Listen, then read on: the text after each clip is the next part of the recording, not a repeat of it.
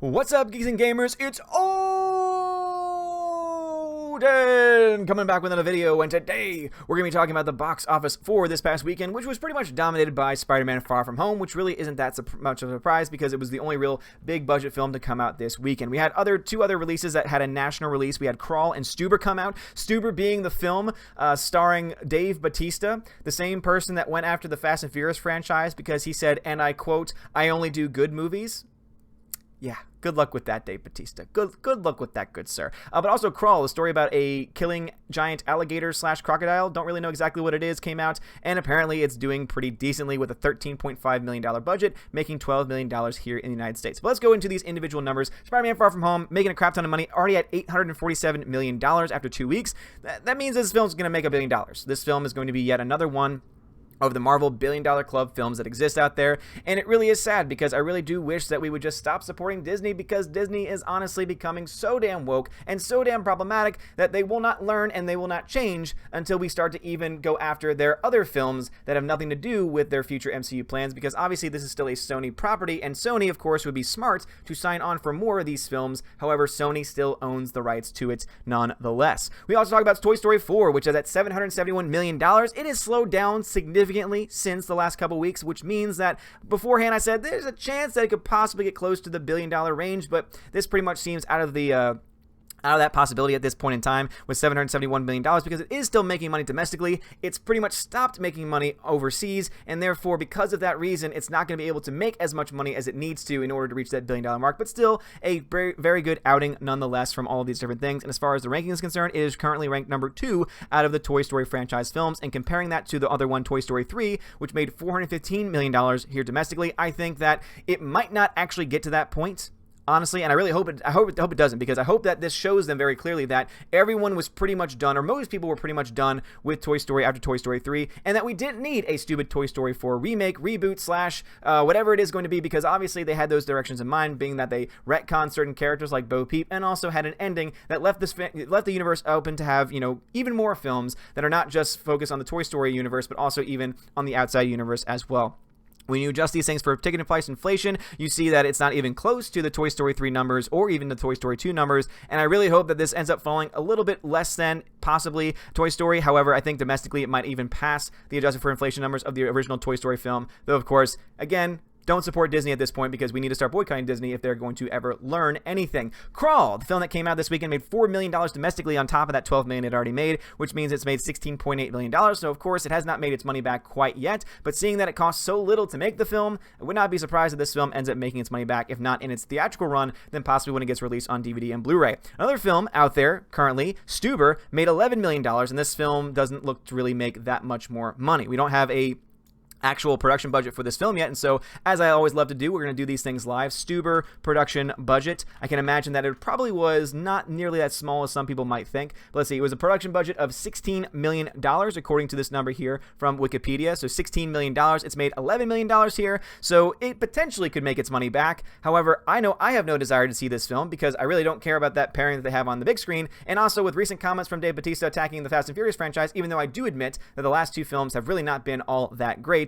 But also he said a lot of other stupid things in his life, including everything he was saying beforehand, defending his good old pal from Guardians of the Galaxy. But all that being said, I think that Dave Bautista is kind of learning his lesson that you don't ever say, I'm only part of good movies, and then you make movies like this that don't make any damn money. Movies that are making more money than they should, though. Aladdin 2019 is up to $960 million, which means that the $1 billion mark is definitely within reach. I don't think it's going to be a guaranteed slam dunk at this point, but it is definitely possible. It only needs to make $40 million more. It has slowed down significantly, though, which is why it very well could not make the rest of the money it needs to cross that number. However, the fact that this film, a remake and a reboot of a classic 90s cartoon, is somehow, some way making this much money is not only sad, but it's also a very big surprise as well. As I said before, Jasmine was the only really good part about this film because Naomi Scott was great, and guess what? Her character was one of the only characters that was attacked by SJWs in Hollywood because she just wasn't, she wasn't the right race because she was, half white. Oh my God, she can't do that. You can't do that these days in Hollywood.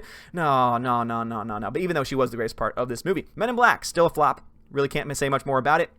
Avengers Endgame, $2.78 billion. Oh my god, it's broken the record. Not exactly. It's gotten very close. It's very, very close indeed to Avatar. Again, $2.78 billion is still a crap ton of money. Compare that to how much money this made. And again, remember, this is Avatar before adjusting for inflation. The overall total this made was $2.787 billion, which means that this film is still very, very close. Again, it just needs to make another $7 million or so in order to break even, or rather, not to break even, in order to reach and to pass that highest number, and it's definitely possible, which is why I honestly think Avengers Endgame might get yet another re-release since they're that close. Obviously, the re-release was enough. The first one they did was enough to get them close to this number, but I would not be surprised if they try to do a little bit more and try to have it basically be in as many theaters as possible. I mean, they already have them pulling Dark Phoenix out of a lot of theaters because that's not making any damn money. It's a giant flop at this point, and so you have them putting this thing in, and I would not be surprised if over the next couple weeks they continue to try and push and push and push, so that way eventually it does cross that number, because even though it's before adjusting for inflation, they want to have that record to say that it was an Avengers movie that is the highest grossing film of all time before adjusting for inflation, because you got to have records.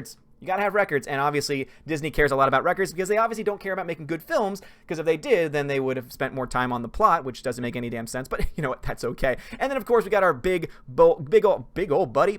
We've got our good buddy John Wick Chapter 3 making $313 million.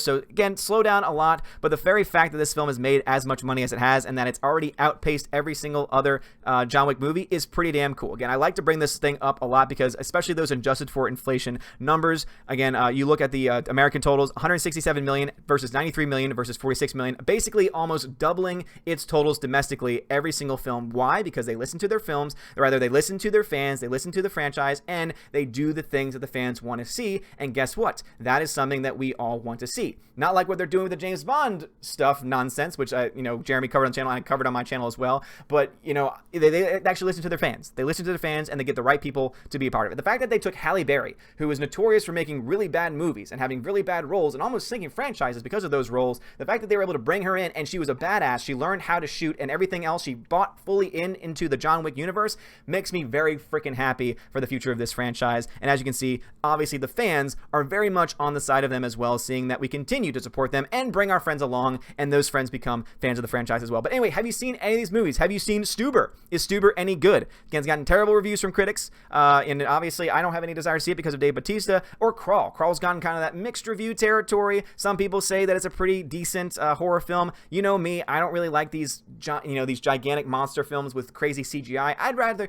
watch a show like Swamp Thing, where they use mostly practical effects supported by CGI, and it's done very well, instead of this silly CGI nonsense. But anyway, let me know your thoughts about all of these things in the comments below. Also, guys, if you like this content and you want to see more, go check out my channel, Odin's Movie Blog, where you can find more news, more pop culture stuff, and of course, more movie talk. But anyway, guys, thank you so much for watching. Please smash the like button, hit that subscribe bell, because we here at the Geeks and Gamers channel, we do not shill, we say things as they are, and we try to always keep it as straightforward as possible. Have a wonderful day, and as always, God bless.